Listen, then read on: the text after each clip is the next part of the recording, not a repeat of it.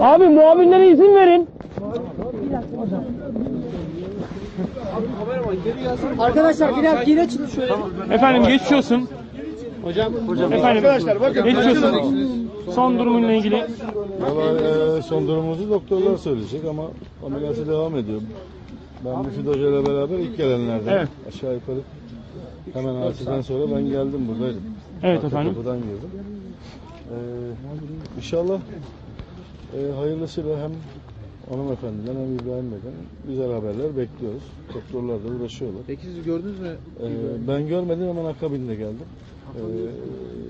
Ama geldiğinde bilincinin açık olduğunu, inşallah çıkarken de aynı sağlıkla çıkar. Peki şu anda ameliyatta mı? Şu anda ameliyatta, Ne kadar doktorlarımız size süreci? sağlıklı bilgiler veriyor. En son söylenen 2-3 saat devam edecek idi. Biz de bir hava alalım diye çıktık. Herhalde hava alacak gibi de pek gözükmüyoruz ama Hocam doktorlar size bilgi arkadaşlar size bilgi verecekler zaten, merak etmeyin. Ne Ama zaman açıklama yapacaklar? merak etmeyin, öyle insanlar, herkes dua ediyor ve herkes yanında ki aldıkları her haberi size hemen iletirler. Hiç merak etmeyin, yeter ki güzel haber olsun. Güzel haber de çabuk yayılır. Sadece diğer haber değil, inşallah güzel haberi hep beraber paylaşırız. Peki teşekkür ederiz efendim. Al baba. Yol açar mısın? Al baba. Aç şunu. Hocam buradan hava yürüyeceğiz. Yürüyüş yapıyoruz. Tamam.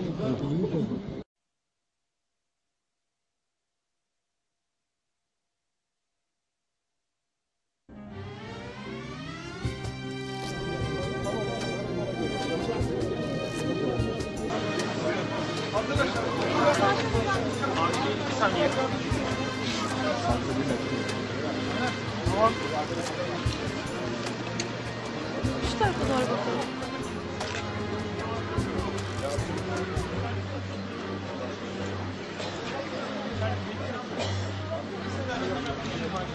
Çekmediğim dertler çile kalmadı.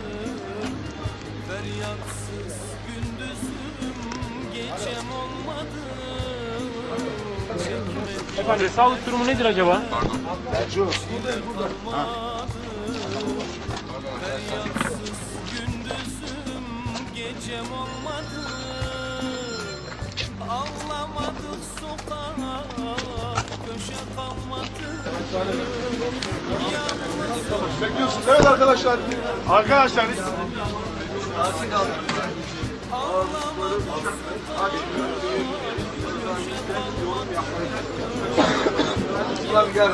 Kişi ölecek. 10.000 kişi.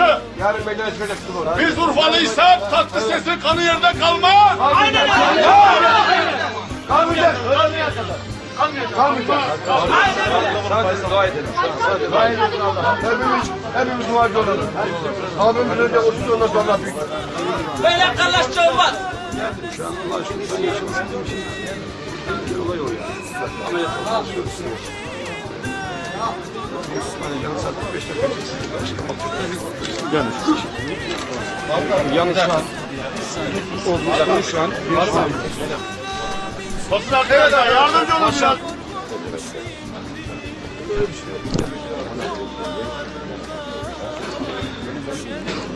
Tüm Urfa hakkı feda olsun İbo'ya. helal olsun.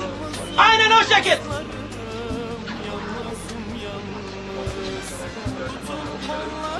Kardeşçe adam vurulmaz. Hele İbo kimin adamı? Yerli kanlı adam çıkar önüne birebir. Böyle bir adamsına kim atar yap. Sağlık gözlüğüne mutluluk ver. Olmasın sunmayanlar da. Üzülmemekten yani yüreğim işte öyle bir şey ancak ben konuşuyorum sen hiç mikrofonu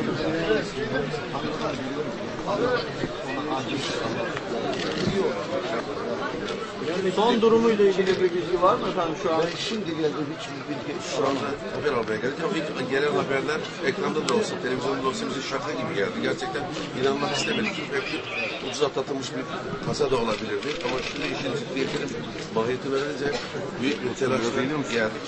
İnşallah iyi haberler alacağız. Şunları hepimize geçmiş olsun. Allah şifalar versin. Herkes lütfen duasını eksik etmesin. Müsaadenizle. Tabii İbrahim Bey'in durumu nasıl olacak? Biz de dışarıdayız arkadaşlar. İndirin maçını. Vallahi dua ediyoruz arkadaşlar. Biz de dışarıdayız.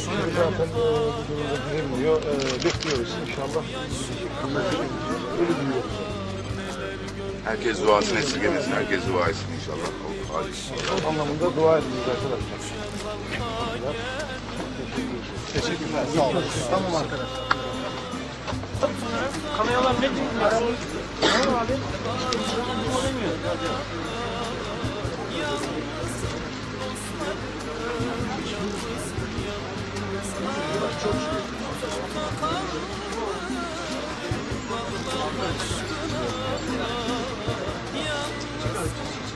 Arkadaşlar geri giderseniz geniş alırsınız. Geri gel. Ben Orada durdum.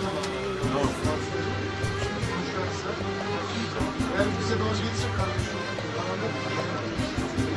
Tamam. Tamam. Değil abi. Girme. Öyle kal. Tamam abi. Berat bir doktor var. İbrahim Bey'in son durumu. Berat Bey.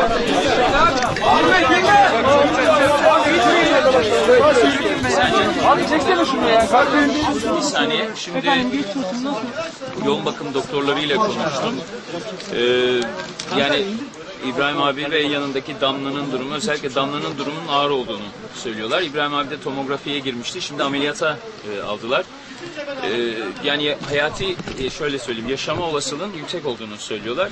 %50-50'de hasarsız kurtulma ihtimalinin olduğunu söylüyorlar. Ama tabii tomografi sonucunun, yani beyin dokusunda kurşunun ne kadar hasar yaptığını şu anda tespit etmek, ameliyattalar. Onu öğrenemedim.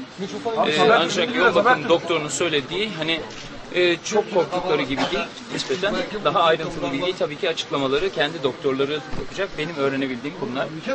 Nispeten geldiğim zaman çok korkmuştum. Hani acaba çok ağır ya da öldü diye biz buraya geldik. Ama sevindirici haberler aldım. Bir de 3,5-4 saat falan sürer diyorlar ameliyat. Yani sabaha doğru herhalde daha net bilgi alırız. İkinci ameliyat ne ameliyattaki biliyor musunuz? Siz bir doktor Onu öğrenemedim çünkü ameliyattaydı doktorlar. Oraya konuşamam. Sadece yoğun bakım doktoruyla öğrendim. Durumu iyi yani. Yani nispeten korktuğum kadar kötü değil. Ümit var. Evet. Daha iyi. Aldığım ilk haberlere göre çok daha iyi. Tomografiye giderken gördüm. Uyutuyorlardı. Uyutuluyordu. Uyutulduğu için net bir bilgi sahibi olamadım ama gördüm. Tamam arkadaşlar. Hepimize geçmiş olsun. Arkadaşlar. Al abi. Geç abi. Böyle bir şey yaşaması çok üzücü. Türk halkına geçmiş olsun diyorum.